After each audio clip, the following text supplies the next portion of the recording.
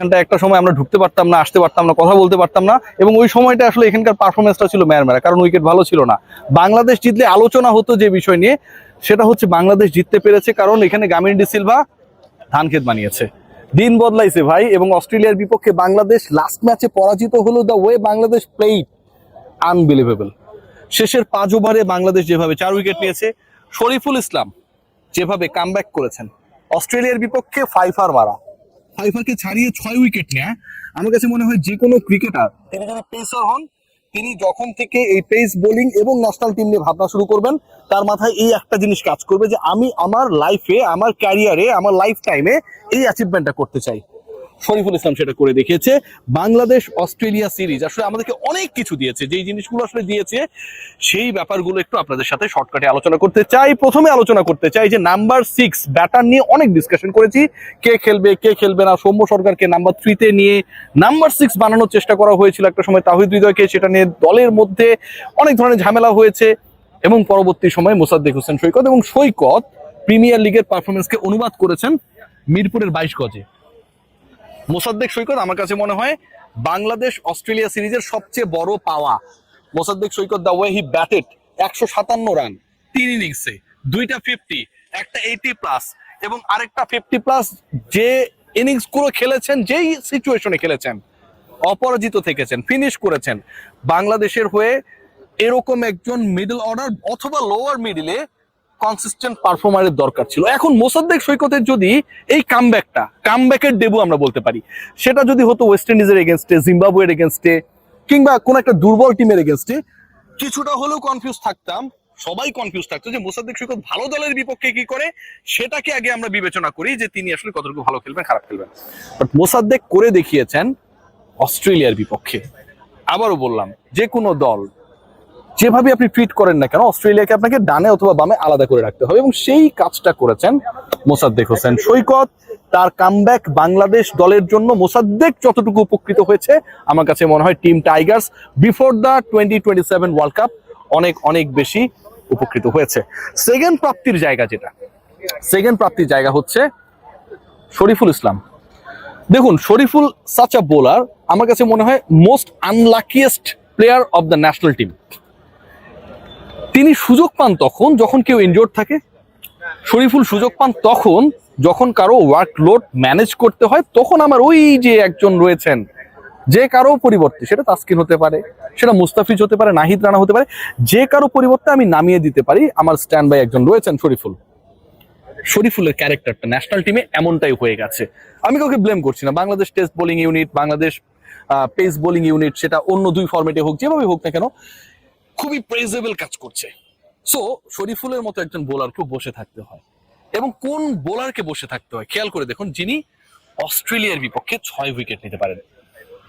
শরীফুল ইসলাম আজকে যেভাবে ডেলিভার করেছেন, বাংলাদেশের লাস্ট ম্যাচটায় পরাজিত হওয়ার পরও আগের 2 ম্যাচের অর্জন, এই লাস্ট ম্যাচে হারার পরেও সেই আগের 2 ম্যাচের জয়ের অর্জনের কাছাকাছি আমি মনে করি।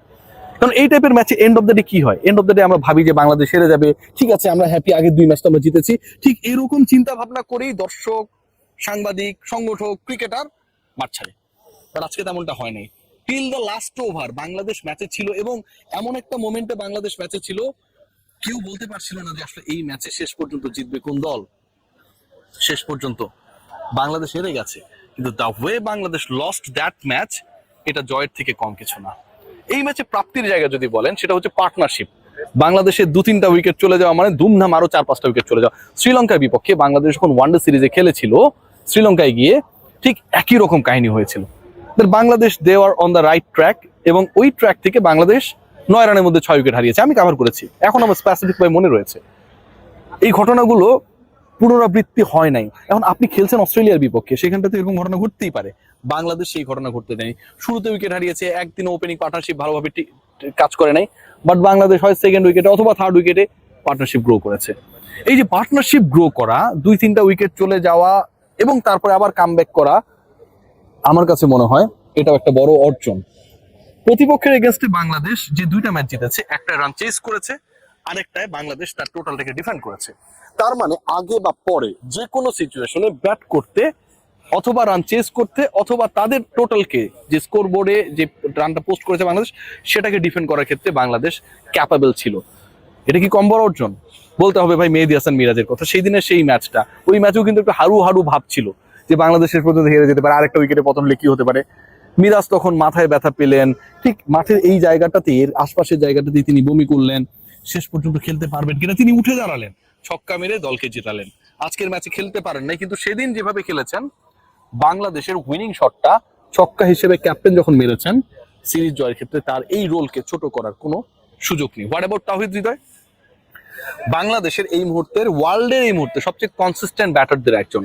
অস্ট্রেলিয়ার বিপক্ষে এই সিরিজে তার প্রতি প্রত্যাশা ছিল sky high, and he did exactly what were our expectations. According to our expectations, Towhid Hridoy he clicked. এবং তহিদ হৃদয় 33, 40, আজকে 80+, 100-এর একটা সুযোগ থাকার পরেও তিনি দলের স্বার্থকে প্রাধান্য দিলেন, চেষ্টা করেছেন, সেটা হচ্ছে দলের রানটা বাড়ানোর। পার্সোনালি কি হচ্ছে না হচ্ছে সেটা দেখার সুযোগ নেই।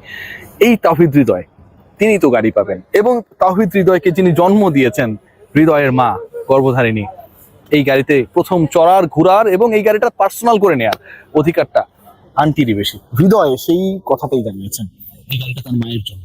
অনেক অনেক দোয়া আন্টির জন্য, হৃদয়ের জন্য। তিনি আরো আরো অনেক বেশি পারফর্ম করতে পারেন। সো ওভারঅল বাংলাদেশের নাহিদ রানা, বাংলাদেশের মুসাদ্দেক সৈকত, বাংলাদেশের নাজমুল শান্ত দুটো ভালো ইনিংস, তাওহিদ হৃদয়ের কনসিস্টেন্সি, শরীফুল ইসলামের এসেই জয় করা, তাসকিন আহমেদের এভরিডে ফার্স্ট ওভারে উইকেট নেয়া, মুস্তাফিজুর রহমানের মোমেন্টাম ক্রিয়েশন, এই সিরিজে বাংলাদেশ যা অর্জন করেছে গত 10 বছরে ওয়ানডেতে কোনো পার্টিকুলার সিরিজে এত বড় অর্জন করেনি। আর সবচেয়ে বড় অর্জনের নাম কি জানেন? আমার পেছনে ঢাকা উইকেট। অনেকটা উইকেটের ধরনটা হচ্ছে ইংল্যান্ড অস্ট্রেলিয়ার মতোই। অস্ট্রেলিয়ানরা এখানটা এসে বলেছেন যে বাংলাদেশে এরকম উইকেট আমরা এক্সপেক্ট করি নাই, সাবকন্টিনেন্টে এরকম ডিফারেন্ট উইকেট আমরা এক্সপেক্ট করি নাই। বাংলাদেশ দেখিয়েছে যে প্রতিপক্ষকেই তাদের স্ট্রেংথ নিয়ে হারানো সম্ভব। এই এফোর্টটা যখন আমাদের পঞ্চপাণ্ডব ছিল তখনও টিম টাইগার্স দেন নাই। এখন এটা নিয়ে অনেক আলোচনা হতে পারে, ক্রিকেটাররা চায় নাই, ম্যানেজমেন্ট চায় নাই, গামিনী পারে নাই, ডিফারেন্ট ডিসকাশন।